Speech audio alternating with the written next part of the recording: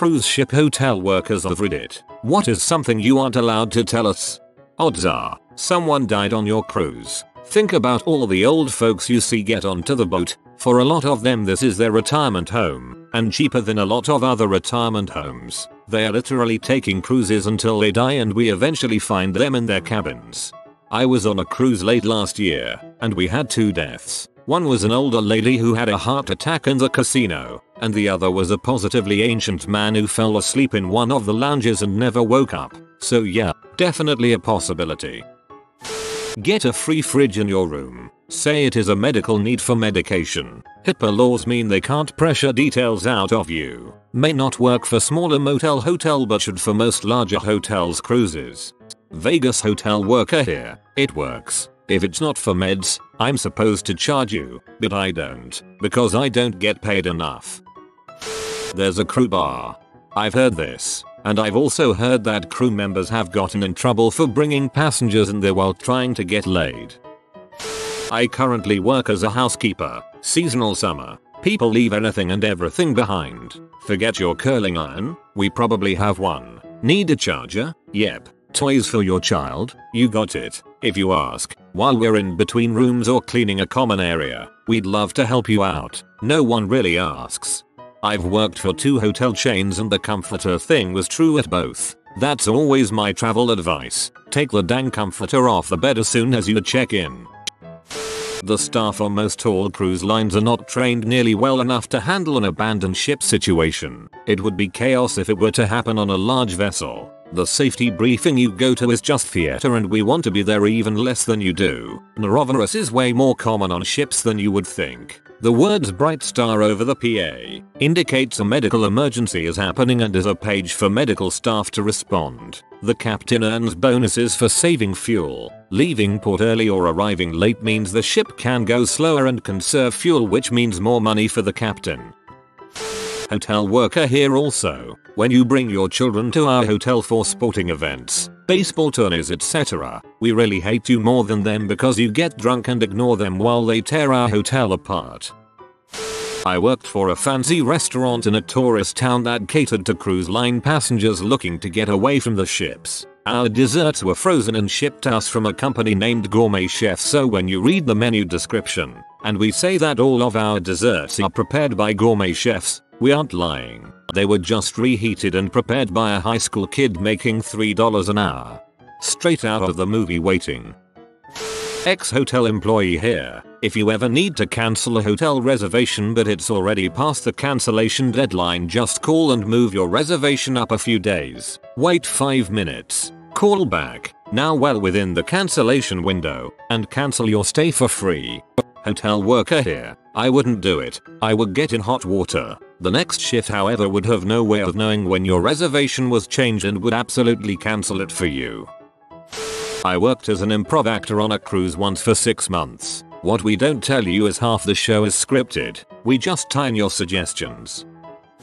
I am a cruise ship worker. First one is, we don't want you to know that we actually have more fun than the guests. Sure, we'll work the big white hot party that you're all going to, but once we finish our shift all heck is breaking loose in the crew bar. Just below and to the sides of where you are sleeping there are crew members hooking up, smoking and drinking. Our beers are $1. No drugs or spirits yo. We also don't want you to know that all those funny jokes we tell you at bingo, yep, same ones are said every single cruise. That really funny answer you gave us about your wife during the happy couples game? Heard it. It was said last cruise and the one before that, and the one before that. We are not allowed to frick the passengers, but we do know all the nooks and crannies the cameras don't reach. There are morgues below deck and a jail cell. We get at least 3 deaths on board a month. Some people go on a cruise to die. No, I do not know where Jack Rose is. They're not real people. Jack's at the bottom of the ocean, and Rose is in the ground. It's like they never fricking watched the movie. That norovirus is more common than you think. I missed a family cruise once cause I had just landed an important job. Norovirus destroyed the vacation. My brothers said it was good I didn't go on that one. That hotels sometimes overbook rooms, typically more so in the summer since that's a busy season. They are relying on some people either cancelling or not showing up. Always a good idea to call and confirm your reservation on the day of arrival, especially if you're gonna be late. On the flip side of this point, hotels will typically set you up with a room at another hotel and pay for it. So if you are arriving late and aren't particularly attached to the hotel, you can get a free night if they walk you.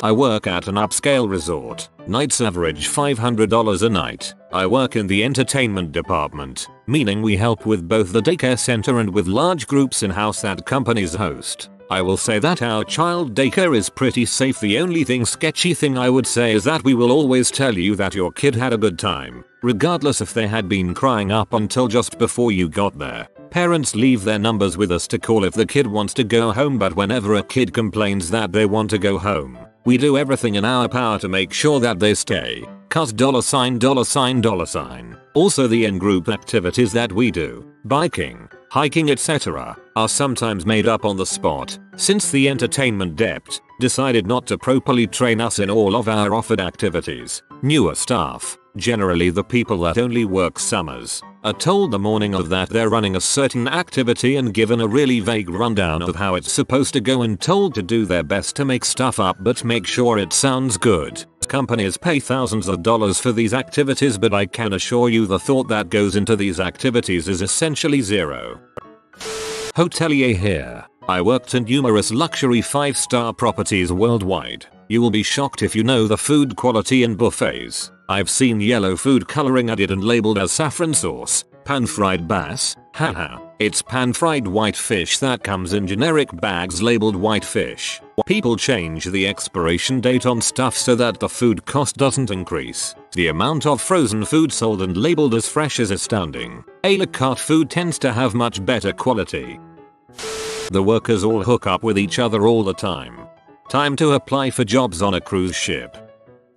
Front desk manager here. If you ask for a pillow, I'll give you a pillow. If you're asking for escort services, you'll ask for a pillow for the second time with emphasis on the word pillow. I'm not allowed to ask whether you wanted a pillow or a pillow, but if you emphasize the word, I'll get it. Also, go to the concierge, down to the lobby, instead of calling. Everyone calls if they want a pillow. You have to be either dense or really wanting one to go to the concierge. I've worked at a few independent hotels in a couple tourist town. A few things. If you forgot something, ask the front desk. We have toothpaste, brushes, razors, sometimes different kinds of food we've been given as samples that we couldn't find anywhere to display. If we recommend a restaurant, we probably either like that place or know our co-workers like it. If we recommend an activity, it's entirely possible we were basically bribed. I would never tell someone to go somewhere I think is awful, but if there's 7 rafting places in town of equal quality, I'm gonna send you to the one that will bring me sandwiches for sending you. We take your stuff, not immediately, but if we can't figure out who you are or the number doesn't work when we call and you forgot your $300 watch and can't be fricked to try and find it for 3-4 months, that's my watch. Again though, we are very honest about lost stuff. Most places I've been have some sort of file for lost and found, or at least organize it by month. If you call, we will look and do our best to find your stuff. But people lose so many things that if we kept it all, half the rooms would be full of your bras and flip-flops. It doesn't hurt to ask if there's a better rate, depending on the property. If you're nice, or in a pinch, the front desk has the power to do a lot with your rate. At one property I worked at, if we were almost full and it was past 9 PM, I could cut $50 off the rate if I felt like it. At most though, I can only really give a 10% discount, but I can do it for almost any reason. That said, don't fight about the rate, no harm in asking, but if you push or get belligerent, I'm not doing crap for you. Also, don't argue with me about the rate being right. Yes, the tax is stupid high. Yes, we're expensive. No, I won't give you the winter rates. Yes, I'm sure that's right. The computer is smarter than both of us. Edit. If you go though the internet, 1. Expedia, Hotels.com, and Travelocity are the same thing, and they are buttholes. Yeah, you'll get a discounted rate, but the fees can sometimes end up making it more expensive. They also severely undercut of hotels because they have the leverage to do so. 2. We can't do anything to your reservation without notification from whatever online service you used. Call them. They send us a fax email. The reservation is changed, cancelled. Don't call us though. We need that fax email before we can do anything. Sorry if that makes no sense. You decided to use the service. Worked for a while on Princess. The cruise line pays for the time that any boat is docked. Therefore it is good for the bottom line if the ship gets out of port as soon as possible. Ports that are closer to a big city cost more money. That's why we would sometime dock far away from a major destination and passengers would have to take a train to the big city. The ship only makes good money while it's out at sea. So I've been on voyages that would spend the late afternoon night at sea instead of in port. In spite of two destinations being 30 minutes from one another, there are situations I've seen on Atlantic crossing voyages. The destination locations are listed that the ship will be visiting, but no one has had good enough weather to get into that port in years. It just makes it look like there will be a destination instead of repeated days at sea. The labor force on different cruise lines tend to be preferred by different ethnicities. There are actually 2 crew bars, one for the officers and one for the rest of the crew. Boils down to being pretty racist, with one for English speakers